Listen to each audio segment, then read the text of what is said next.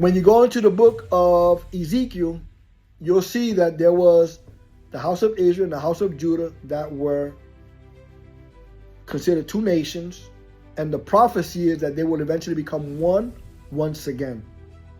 That's in the book of Ezekiel, chapter 37, starting at verse 15 down to like 22.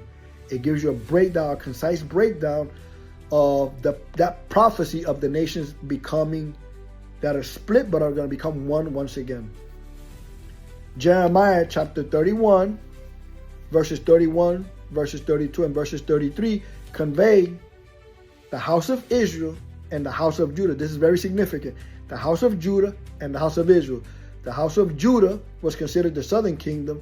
The northern kingdom was considered the house of Israel. So the house of Israel covered the higher portion, or the northern portion, that Moses dispersed amongst the nation of Israel.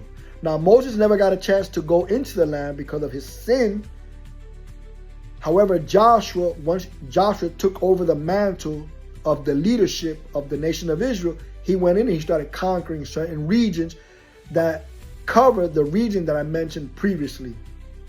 That covered Egypt, a part of Saudi Arabia, Syria, Lebanon, Jordan, etc., etc. When you get into the renewed covenant, the first thing in one of the Gospels, in Matthew chapter 15, I believe it's chapter 15, 24. Hamashiach Yahushua, Jesus, Yahusha, says that he came for the house of Israel.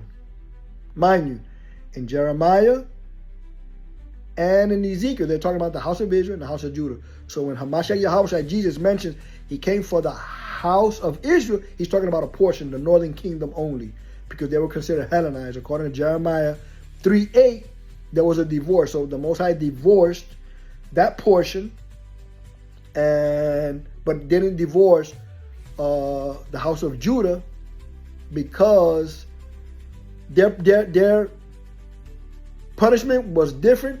At the same time, he was protected because of a promise that the Most High made to King David. Because of the relationship that he made a commitment with King David that his candle will never be diminished.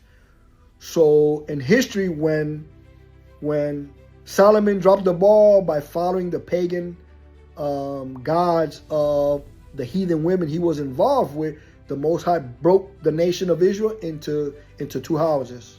Okay, that's mentioned in 1 Kings chapter 11, chapter 12.